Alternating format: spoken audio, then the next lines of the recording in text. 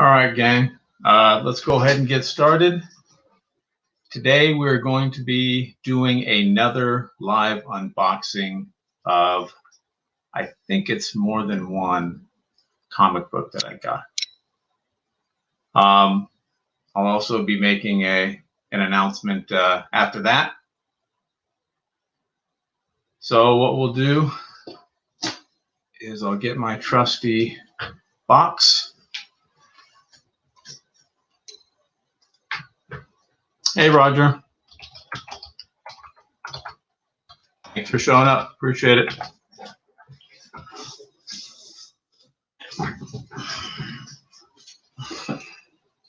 And this is the box.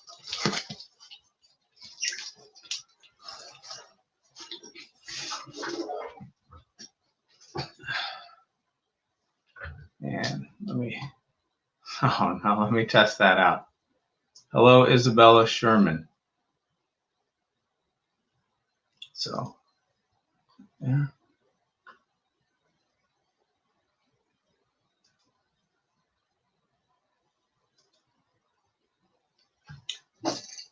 Got the trusty cutter. It is currently 75 degrees here in Phoenix. It's a little bit hotter in this room. I'm going to turn that fan on. Yeah, actually, I did go out to the desert again. I'm just lazy and I haven't edited the video yet. The boss and I did that maybe three or 4 weeks ago, something like that. So hopefully I'll get to that within the next couple of weeks or so. I just been stacking up activities and not getting everything done. So here's the box. Let's open this guy up. So one of the benefits about, well, actually, it's a double-edged sword. One of the detriments about getting older is that you'll experience an increased frequency of short-term memory loss. But we're going to make lemonade with that today because I have no idea what's in this box. So it gives us the opportunity to find out together.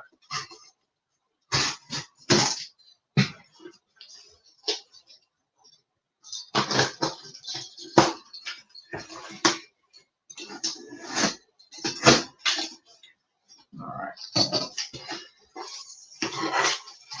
So there we are.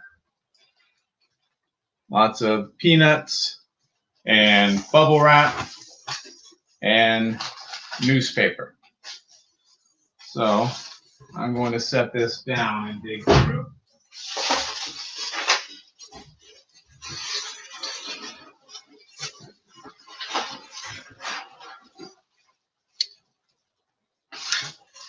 Oh, okay. So this is several comics.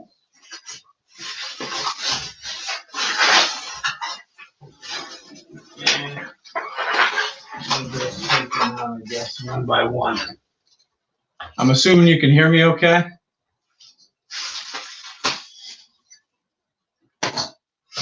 Yes, it is. It is the trinity of packing materials. I guess better overpacked than underpacked.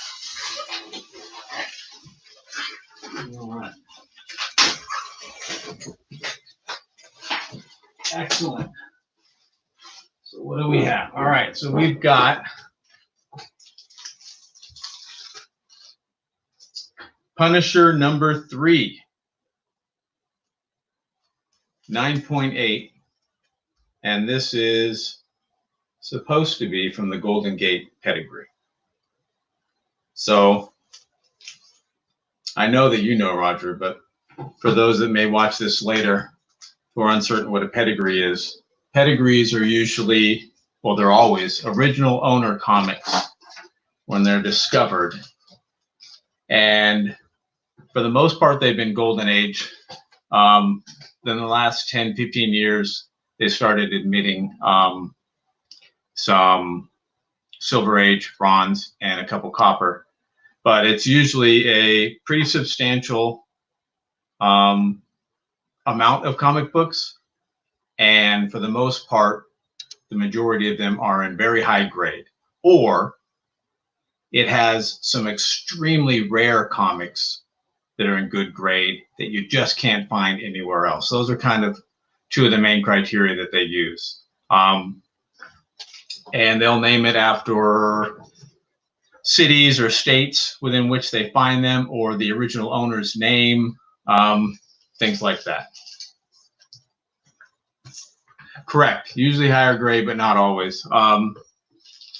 But usually, if it's not always, there's a preponderance of them, or they're particularly rare. So this is Punisher number 3 from October of 1987, Marvel Comics, Mike Barron's story, Klaus Janson cover and art. And Klaus Janson is one of the, considered, I think, one of the best inkers of all time, but he also did some pencil work too. And on the back, we have Here Comes the Fudge introducing striped Chips Ahoy chocolate chip cookies.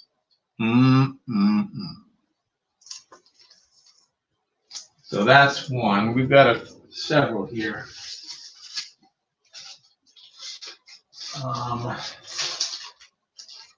We've got Godzilla number 14, CGC 9.6.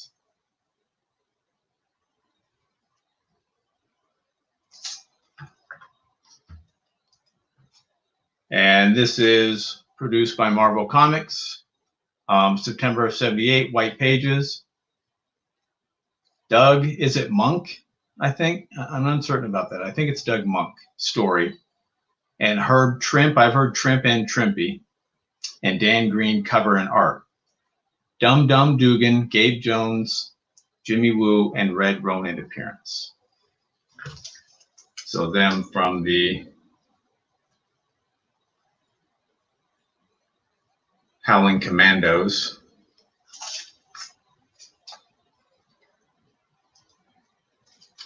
On the back, we've got Testors, gliders. And I know Testors built a lot of, or produced a lot of models back in the day.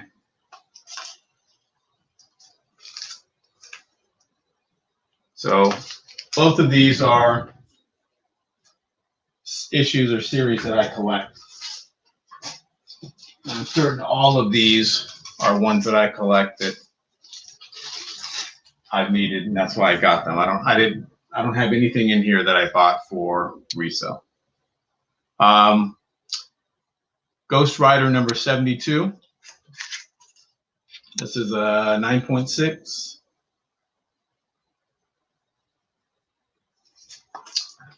And white pages, Marvel, September of 82. I love Ghost Rider. Definitely one of my top 5 characters. Most of the titles I collect, I'm collecting 1 through 20. Ghost Rider, I'm going to try and collect 1 through 81. White pages, Circus of Crime appearance, Roger Stern story, Bud Budiansky and Dave Simons cover and art.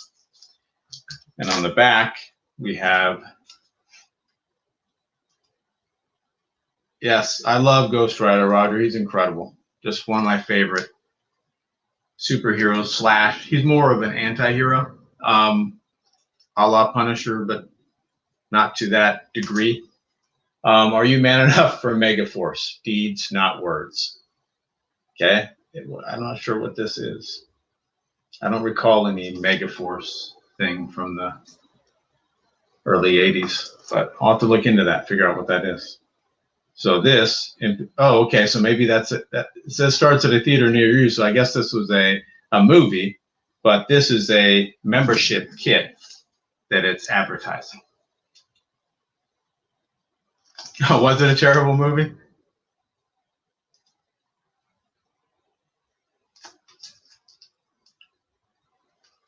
I'll have to look at that. Yeah, it looks pretty 80s, that's for sure. that sweet headband.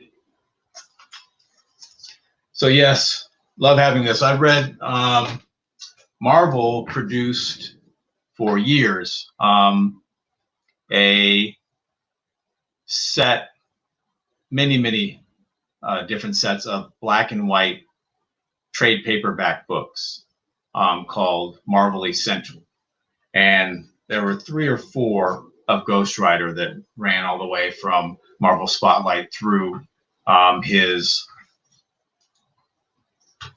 1 through 81 initial run. And so I read all of my Ghost Rider issues via those trade paperbacks.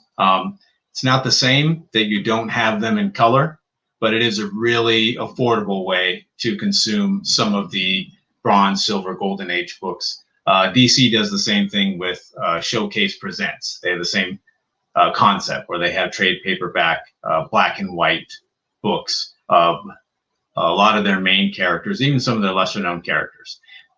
The thing that I like that DC does with those books that Marvel doesn't is DC actually numbers the pages. Marvel doesn't number the pages on the book, so it can be easy to skip a page, and then if it's not totally clear that you missed a page, then you missed a page. So that's one of the things I don't like about it. But other than that, they're faithful to producing the cover art and the actual stories within. They don't reproduce the advertisements and things like that, which is a shame. All right, what else do we have? We've got Ghost Rider number 70, 9.6.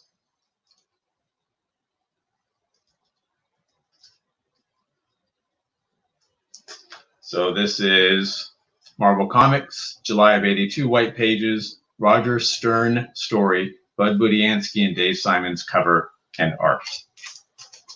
And on the back, we have plenty of opportunities to earn prizes or cash. And what kid reading this wouldn't want any number of those prizes? I know I certainly would have. So this gorgeous, love Ghost Rider. The movie's not so much. Number 1, I didn't mind. I think it was too bad. The second one, that just wasn't for me. Didn't like it. I hope they can do something different with it. I know that with Disney taking over, I've heard talks of maybe resetting that franchise of the movie. Maybe he makes his way into the television, a series, or as a character on one of the other series. We'll see. But I just think that there are opportunities to do a lot better than they did with it. We have Warlord, number 3. This is a CGC 9.6, one of the few DC books that I actually collect. But I am a sucker for the sword and sorcery genre. So Conan, Cole,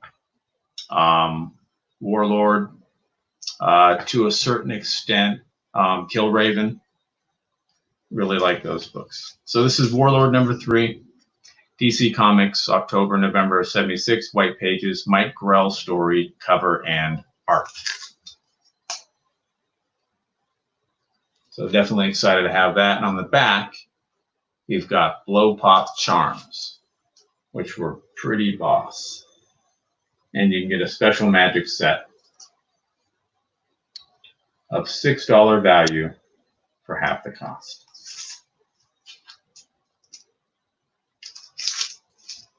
Yeah, I agree, Roger. He was good, period. But he did everything on that book for a while. And we have Doctor Strange, number 16, July of '76. Big fan of this series.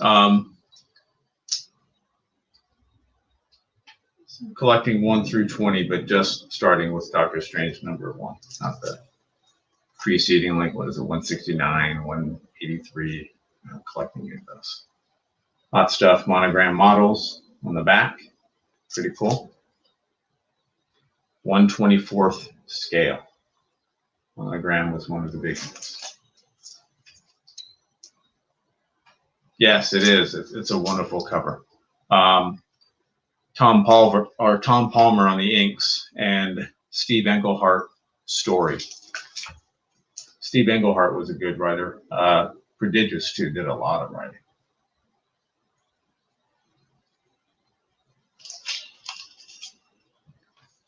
All right, and I think we have one. We got one more. And this is ROM #3, 9.6. So this is one that I added later. I read the original. I've got all the original, was it 70, 80, whatever issues it is from the original run, and that's how I consumed it. I read those original issues, and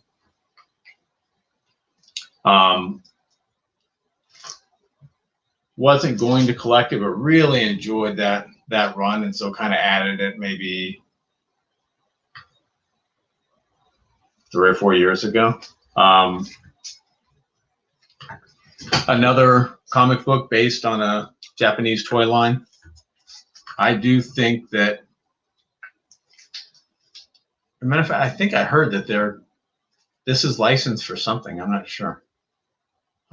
Maybe I'm imagining that, but I heard that it was. And we got Lego builders on the back. Pretty cool. So this is ROM Pinup by Al Milgrom. Great pencil, or even greater inker. Marvel Comics, February of 1980. Bill Mantlo story. Sal Buscema art. Frank Miller and Terry Austin cover. This has to be one of the earliest Frank Miller works, I would imagine, but I don't know. And that is it. That's the comics that we have for today's unboxing. Do a quick check. I will have a video Monday, and it's thank you for showing up, Roger. I appreciate it. I will be having a 200 subscriber contest. There'll be 3 parts to it, and I will create a video that explains it in detail and kind of gives an example, and that will be, I haven't made it yet, but I will today or tomorrow, and that will be released Monday, 3:30 Mountain Standard Time, or as I call it, Arizona time. So we really don't have daylight savings time here. I think it's Arizona. I think there are a couple like counties in Indiana or something that don't observe daylight savings time.